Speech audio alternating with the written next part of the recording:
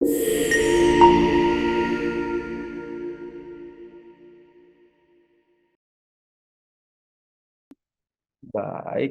mungkin sebelum itu saya coba share screen dulu ya.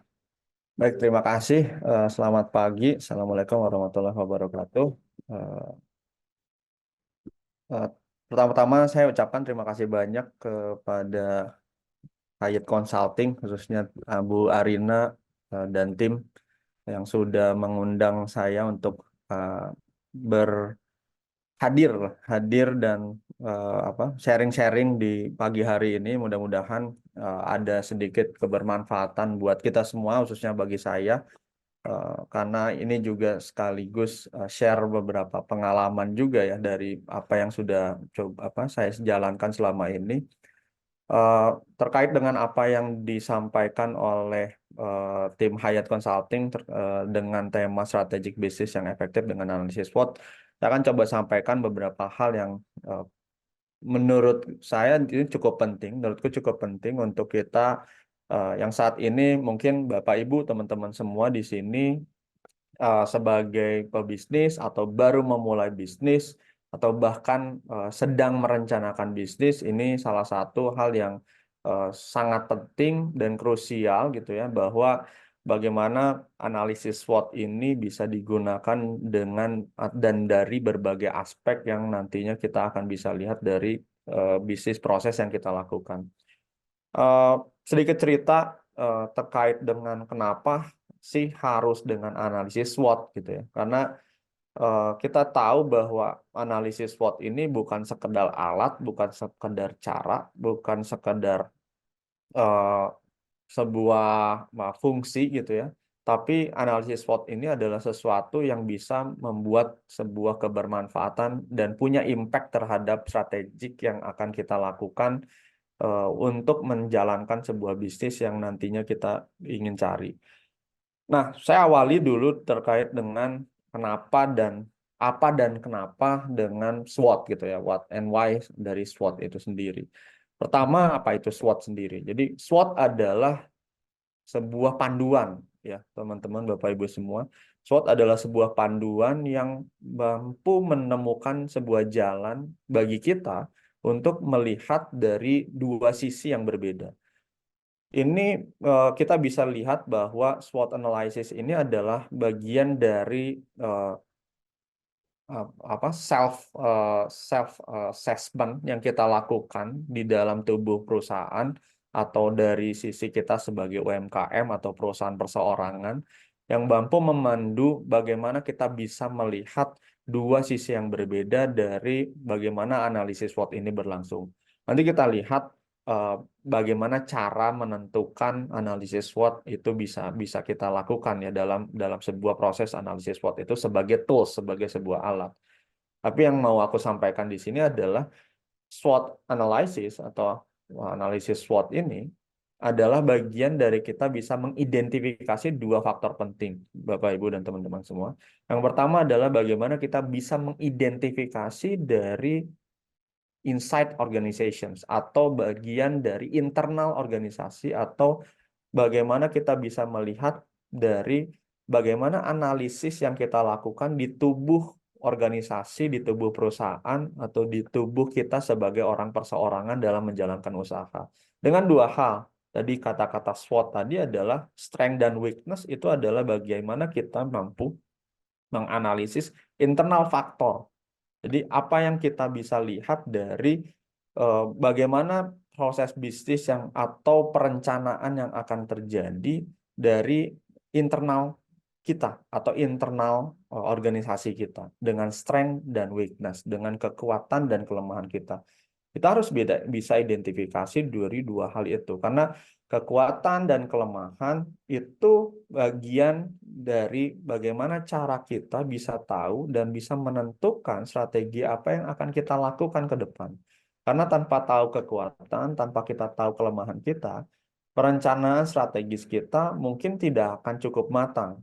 Kita ketika kita tidak bisa mengukur bagaimana identifikasi terhadap apa yang kita punya, apa yang kita miliki, kelemahan-kelemahan apa yang kita punya dan kita miliki, ini akan cukup akan cukup sulit dalam menjalani sebuah jalannya usaha. Terlepas dari mungkin Bapak Ibu dan teman-teman semua dari di sini sudah menjalankan sebuah usaha, tapi sekilas mungkin analisis SWOT ini mungkin sudah dilakukan gitu ya, tapi mungkin dengan bentuk dan format yang berbeda. Tapi yang perlu kita petik, yang perlu kita lihat adalah bahwa self self assessment dalam hal ini dilakukan lewat SWOT analysis adalah salah satu bagian yang penting untuk melihat dan meyakini bahwa apa yang kita lakukan ini sudah sesuai dengan perencanaan yang terjadi. Basicku di manajemen tuh selalu bilang bahwa kita harus dimulai dari yang namanya plan gitu ya. Dari bagaimana kita melakukan sebuah perencanaan dan ditutup dengan sebuah evaluasi gitu ya. Nah, ketika perencanaan ini tidak dilakukan dan tidak diawasi dan tidak dibuat sedemikian rupa, kita tidak tahu dan tidak mungkin akan kehilangan arah dalam menjalankan sebuah proses bisnis yang kita lakukan. Artinya apa? Artinya perencanaan ini adalah sesuatu yang cukup mahal gitu ya. Sebuah bisnis mungkin ki- Bapak Ibu dan teman-teman semua mungkin bisa menjalankan apapun bisa dijalanin gitu ya. Mau jadi reseller oke, mau jadi pedagang kaki lima mungkin oke, mau jadi startup juga mungkin oke gitu ya. Tapi yang perlu dilihat adalah bagaimana proses perencanaan yang dibuat. Kita tahu bahwa tujuan kita melakukan sebuah bisnis adalah how to we getting the profit gitu ya. Bagaimana kita bisa mendapatkan profit dan meminimalisasi sebuah resiko. Nah, SWOT adalah salah satu cara untuk bagaimana kita meminimalisir resiko itu sendiri. Karena ini adalah bagian dari bagaimana SWOT itu menjadi sebuah panduan, menjadi sebuah cara untuk melihat dan mengakses atau bagaimana kita bisa melihat komprehensif situasi yang terjadi di internal gitu ya, di internal faktor dan juga di eksternal faktor dengan opportunities and threats. Jadi dengan kesempatan, peluang dan juga ancaman. Ini dilihat dari mana? Ini kita lihat dari eksternal faktor, dari faktor-faktor eksternal di luar perusahaan gitu ya. Jadi kita harus bisa melihat dari dua sisi ya Bapak Ibu dan teman-teman semua bahwa SWOT itu dilihat dari dua faktor yang cukup penting dalam lingkungan organisasi. Lingkungan internal dan juga lingkungan eksternal. Jadi identifikasi yang kita lakukan dengan SWOT analysis merupakan salah satu identifikasi yang cukup komprehensif di sini. Karena kita bisa membandingkan dua faktor penting dalam situasi dan kondisi dalam lingkungan organisasi yang kita sedang hadapi saat ini. Nah, selanjutnya adalah tentang bagaimana tentang mengapa SWOT ini perlu dilakukan gitu ya. Karena SWOT ini adalah bagaimana membangun sebuah awareness, membangun sebuah kepekaan bagi kita dalam sebuah situasi dalam lingkungan organisasi. Kita tahu bahwa ketika kita menjalankan sebuah bisnis, segala macam situasi itu bisa saja terjadi gitu ya. Harapan kita pengen dapat untung dalam 1-2 bulan, kita targetin misalkan kita mau dapetin untung sekian juta misalkan gitu ya. Tapi kita tidak pernah menyangka bahwa ada situasi tertentu yang membuat target yang kita lakukan itu menjadi target yang sekedar target gitu ya. Nah, artinya apa? Artinya bisnis ini dihadapkan pada sebuah resiko, pada sebuah sesuatu yang belum bisa terlihat kebenarannya, tapi mungkin terjadi gitu ya. Nah, dengan SWOT kita bisa melihat dan membuat sebuah perencanaan dan membuat sebuah eh, membangun sebuah rencana yang matang gitu ya dengan bagaimana strategic planning yang kita lakukan. Jadi setelah kita menganalisis SWOT dengan SWOT analysis, kita bisa membangun dengan bagaimana strategic plan itu kita bisa tahu. Kita bisa buat strategis plan apa atau perencanaan strategis apa yang akan kita lakukan. Kita sudah identifikasi faktor internal kita, kekuatan kita apa, kelemahan kita apa. Kita identifikasi peluang kita apa, ancaman yang akan datang mengancam perusahaan kita atau usaha kita itu apa gitu ya. Kita buat dan formulasikan menjadi sebuah strategic planning, menjadi sebuah perencanaan strategis. Perencanaan strategis berupa aksi pastinya gitu ya. Berupa aksi yang nanti aksi itu bisa dilakukan di semua lini, baik itu di lini operational, HR gitu ya, di marketing, di finance, itu akan berkesinambungan. uh, Strategic planning ini bukan hanya sekedar sebuah statement gitu ya, tapi ini adalah sebuah action statement yang mana si statement ini bisa merancang sebuah aksi yang nanti dilakukan oleh sebuah company. Nah, yang kedua adalah SWOT analysis bisa menghadirkan sebuah decision making. Jadi pertimbangan terhadap pengambilan keputusan itu berawal dari bagaimana kita bisa menimbang sebuah analisis dengan SWOT analysis. Kita kita bisa identifikasi terkait dengan apa kelemahan dan kekuatan kita, dan ini akan menjadi sebuah keputusan bagi seluruh pemangku kepentingan. Itu bisa memutuskan apa yang ingin dilakukan. Contoh sederhana dalam sebuah proses eh, feasibility studies, misalkan dalam sebuah perencanaan membangun sebuah bisnis, merencanakan awal tentang studi kelayakan sebuah bisnis, apakah bisnis ini bisa dilakukan atau tidak gitu ya. Itu selalu dan akan bisa diawali dengan bagaimana Bapak Ibu dan teman-teman semua di sini adalah merancang sebuah SWOT analysis ditambah dengan beberapa komponen dan aspek-aspek yang lain dalam sebuah panduan di feasibility studies itu. Yang ujungnya apa? Ujungnya SWOT analysis ini menjadi preferensi, menjadi sebuah sesuatu hal yang akan dilihat dan dipertimbangkan dalam sebuah pengambilan keputusan. Apakah layak atau tidak gitu ya. Sebuah bisnis ini bisa di-running, bisa dijalankan.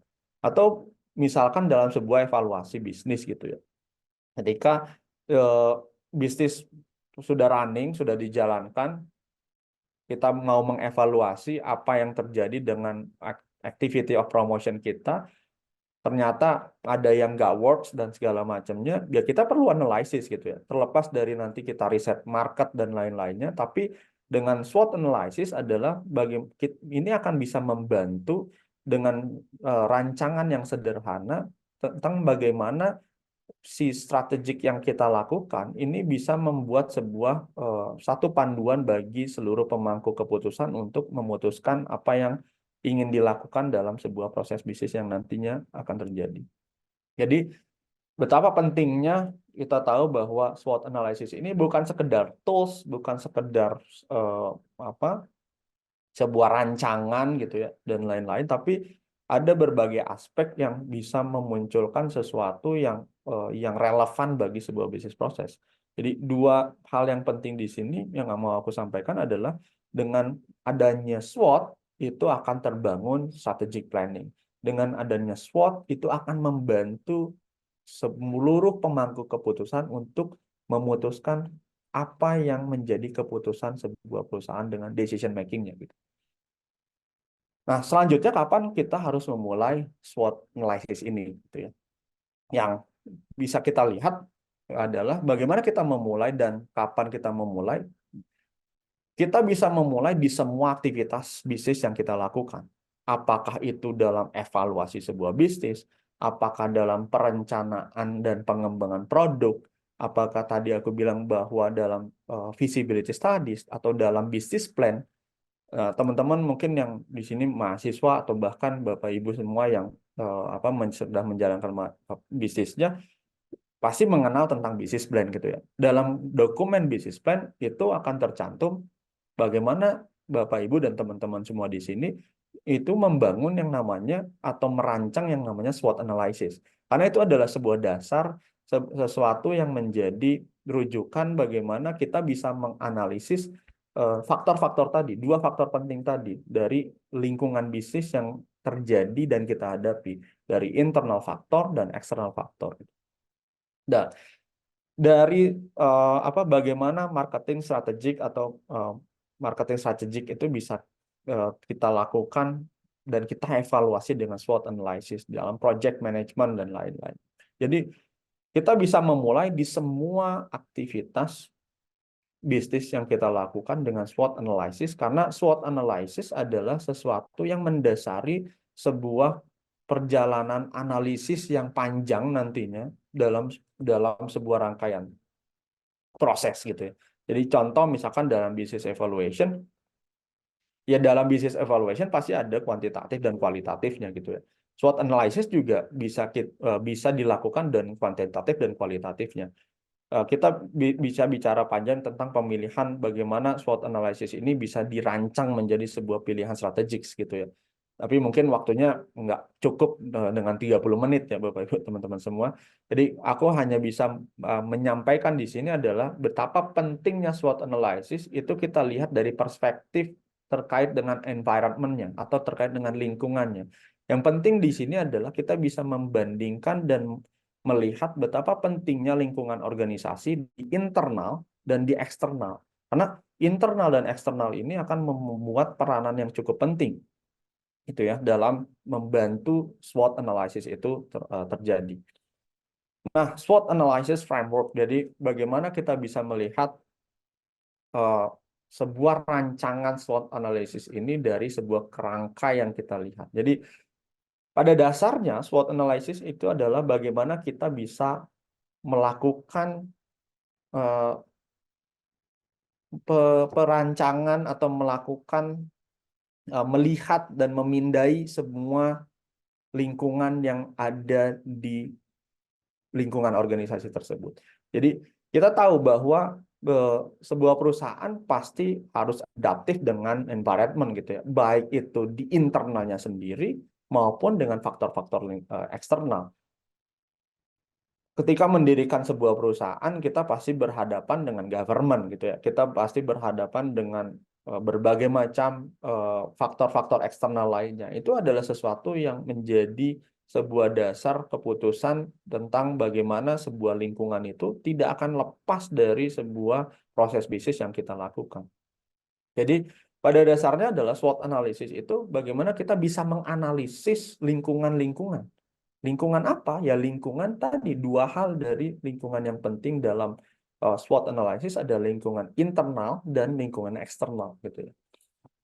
Nah, kita bisa lihat dan kita mungkin Bapak Ibu dan teman-teman semua di sini juga sudah mengenal atau yang belum mengenal, aku coba paparkan di sini bahwa dalam SWOT analysis yang tadi di awal aku sampaikan adalah dengan kita bisa menganalisis dua faktor yang penting. Jadi internal faktor dan external faktor.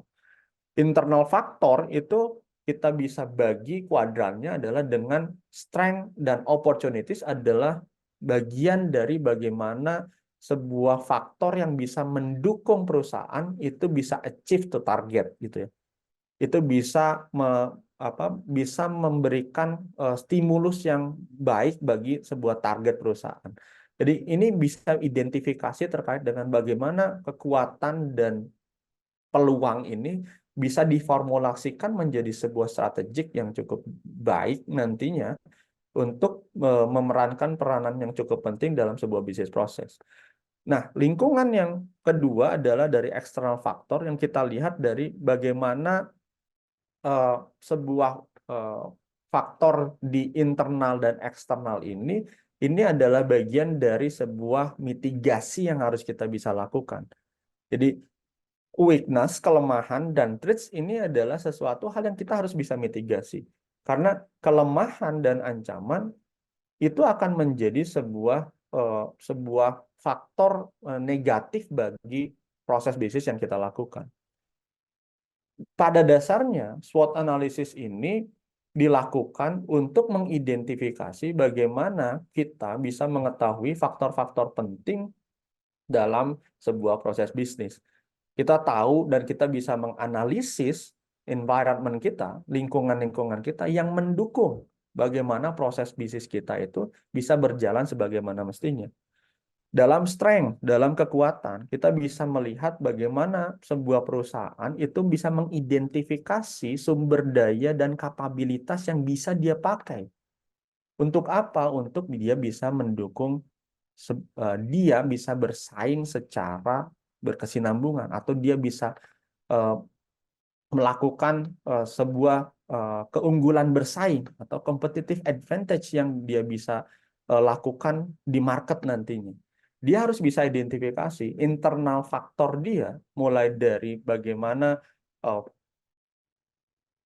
apa namanya kekuatan dari si pegawainya, kekuatan dari modalnya gitu ya, kekuatan dari produknya, kekuatan dari lokasi dan lain-lain yang menjadi faktor internal dia, itu dia harus bisa identifikasi.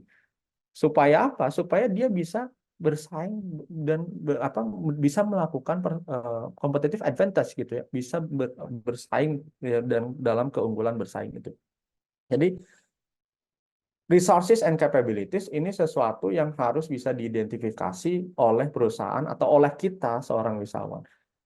Nanti aku bisa contohkan sederhana bagaimana sebuah SWOT ini bisa menjadi sesuatu yang relevan bagi praktek bisnis yang nantinya kita lakukan. Terus kedua adalah weakness. Weakness itu terjadi atau identifikasi terhadap kelemahan yang ada di organisasi itu adalah bagian dari apa sesuatu yang kita harus improve, kita harus memperbaiki atau bahkan kita belum punya, gitu. Jadi ketika sesuatu di internal organisasi kita belum mampu mendukung itu menjadi sebuah kelemahan bagi kita.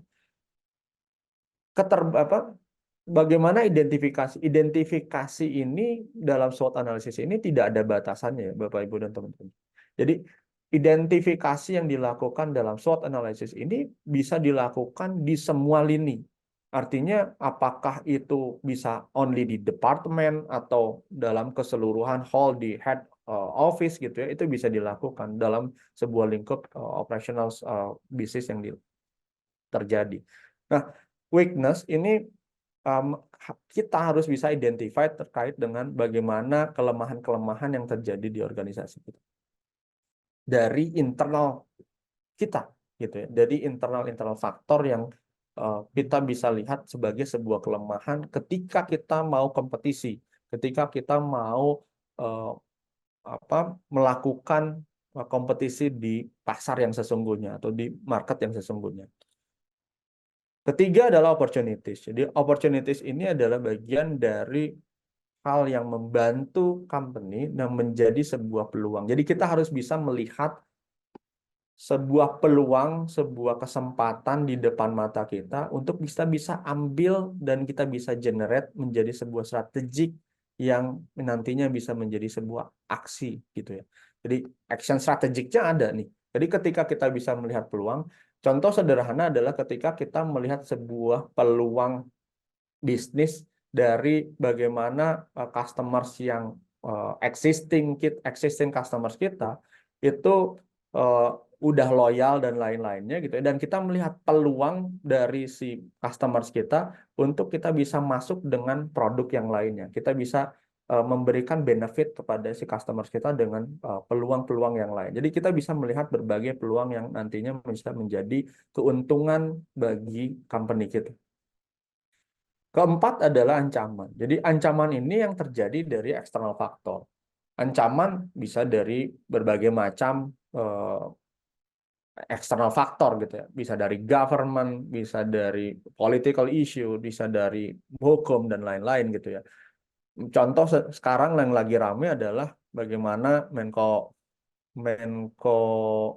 Perekonomian Bapak Airlangga bilang bahwa 2025 implementasi PPN 12% itu udah akan berlangsung atau setidaknya sesuai dengan peraturan perundang-undangan itu harusnya sudah mulai berlaku di 2025. Bagi company itu bisa menjadi sebuah ancaman. Artinya ketika PPN naik ada trigger yang mungkin akan menjadi sesuatu faktor penting dalam dari internal organization yang gitu ya. Jadi bagaimana ketika PPN naik, apakah ada impact-nya terhadap customers? Customers pasti ada impact-nya dong. Mungkin dari sisi financial si suppliernya nggak terlalu berimpact gitu ya, tapi impact yang besar adalah dari si buyernya gitu ya. Bagaimana pembelinya akan punya impact ketika price-nya akan jadi lebih tinggi gitu ya dengan PPN tersebut gitu. Nah, banyak faktor yang nanti menjadi sebuah ancaman dari external organization. So, kita lihat yang sederhana aja gitu ya. Jadi aku coba praktekkan dengan sesuatu yang sederhana ketika kita bisa identify SWOT analysis ini dengan skala yang lebih kecil gitu ya. Contoh yang mau aku sampaikan di sini adalah ketika kita punya produk atau kita sebagai produsen dari keripik pisang gitu ya. Nah, kita mau analisis nih gitu ya, Bapak Ibu teman-teman semua. Kira-kira produk yang kita sudah buat, contoh sederhana adalah produknya seperti ini gitu ya. Kita sebagai produsen apa yang membuat keripik pisang sudah berlangsung sekian tahun gitu ya, yang berlangsung cukup lama. Kita mau identifikasi, kita mau lihat kira-kira ke depan kita punya peluang dan strategi aksi apa yang akan kita bisa lakukan. Jadi SWOT analysis ini kan bagian dari hal yang mendasar untuk kita bisa mengidentifikasi tadi strategic planning dan juga kedua adalah decision making gitu ya. Kita mengawali dengan kita melihat bagaimana apa yang sudah kita lakukan selama ini itu bisa kita lakukan dengan SWOT analysis gitu ya. Dengan strength, weakness, opportunities, and threats. Jadi kita lihat berbagai faktor yang terjadi di sisi strength gitu ya. Jadi kita bisa menilai dan melihat apa-apa saja sih yang menjadi kekuatan di internal faktor kita. Seberapa kuat sih aset kita selama ini? Seberapa kuat performance finansial kita? Seberapa kuat produk dan services kita di mata konsumen gitu ya? Apakah kita punya kompetitor yang apa kita sebagai market leader atau kita sebagai follower dan lain-lainnya gitu ya. Terus bagaimana kita melihat sebuah kekuatan dari sisi pekerja kita. Apakah pekerja kita punya kompetensi yang cukup baik dan lain-lainnya. Ini pertanyaan-pertanyaan yang harus tim atau harus owner or tim or siapapun yang melakukan analisis ini punya question, punya pertanyaan-pertanyaan yang bisa mendasari dan bisa menjawab apa yang menjadi kekuatan dari si perusahaan kita dengan SWOT analysis ini. Kedua adalah dengan weakness. Kita bisa melihat dan mempertanyakan apa sih yang menjadi kelemahan dari bisnis kita dibandingkan dengan pesaing gitu ya. Apakah pekerja kita kurang punya keahlian yang menjadikan produk kita menjadi produk yang kurang bermutu gitu ya? Ataukah kita juga kurang dengan modal yang nggak cukup? Artinya dengan modalnya yang nggak cukup, kita tidak bisa melakukan penetrasi pasar yang cukup baik. Jadi kita harus mempunyai pertanyaan-pertanyaan itu dan ini yang harus bisa menjadi sebuah jawaban dari bagaimana kita bisa identify dua hal dari internal faktor ini. Terus ketiga adalah dengan opportunities atau dengan peluang. Peluang apa yang ada di depan mata nih? Apakah kita bisa masuk ke segmen market yang baru? Kita tahu Gen Z suka nyemil gitu ya. Apakah Gen Z cocok kita dorong dengan keripik pisang ini dengan model dengan bentuk yang berbeda atau kita masuk dengan online platform gitu ya. Kita masuk dengan live TikTok dan lain-lainnya. Nah, ini yang bisa kita lihat dan bisa menjadi sebuah peluang bagi kita untuk masuk ke tren yang baru, masuk ke market yang baru, dan menjadi sebuah peluang bagi kita untuk bisa masuk ke situ. Terakhir adalah dengan trace. Kita harus bisa melihat, menganalisis ancaman-ancaman apa yang terjadi. Apakah dari sisi pesaing kita, dari sisi regulator gitu ya, atau dari sisi politik, yang tadi aku bilang bahwa ketika ada PPN, apakah terpengaruh nggak dengan PPN yang nantinya harus naik gitu ya, atau ada regulasi terkait dengan sertifikasi halal dan lain-lainnya, apakah itu menjadi sebuah ancaman bagi kita ketika kita belum tersertifikasi halal? Nah, hal itu yang nantinya harus bisa dijawab gitu ya, bagi kita. Ini adalah contoh sederhana ya Bapak Ibu dan teman-teman semua. Kita bisa menjawab dan memformulasikan SWOT analysis ini menjadi detail-detail poin-poin yang kita bisa lihat pada layar Bapak Ibu dan teman-teman semua di sini. Jadi dengan strength kita tahu bahwa kita punya cukup tenaga kerja yang cukup, artinya dengan tenaga kerja yang cukup kita bisa melakukan operational production kita yang cukup juga. Kita tahu bahwa kita punya the product quality yang bagus, kita punya varian produk yang cukup beragam dibandingkan dengan kompetitor gitu ya. Bahan baku juga mudah didapat, harga produk juga kompetitif, dan kita juga sudah tersertifikasi halal. Jadi itu adalah bagian dari keuntungan atau bagian dari kekuatan dari apa yang kita punya di internal faktor. Di weakness kita keterbatasan ternyata dalam sisi modal gitu ya. Dalam sebuah contoh di sini adalah resources-nya terbatas dari sisi capital gitu ya. Terus kurangnya sumber daya alam untuk bagaimana kita bisa mengeksploitasi sumber-sumber dari bahan baku yang kita punya. Channel distribusi juga masih sangat sederhana gitu ya. Jadi penetrasi terhadap channel distributionnya masih pakai zero level, langsung end to end to market, belum pakai first level. Misalkan dia pakai ada supplier, ada distributor, ada reseller gitu ya. Dia belum pakai itu. Artinya ketika end to end to customers itu kan ada sesuatu lack of di situ gitu ya, yang mana kita bisa mungkin dengan capacities production yang udah cukup banyak, mungkin kita harus bisa menerapkan dengan first level distribution gitu ya. Kita menerapkan apakah harus ada resellers dulu gitu ya, untuk bisa lebih mensederhanakan distribution channels dan memperbanyak distribution channels area. Di opportunities banyak konsumen yang suka gitu ya. Artinya ada nih yang konsumen yang belum terjangkau dan masih menjadi peluang bagi kita.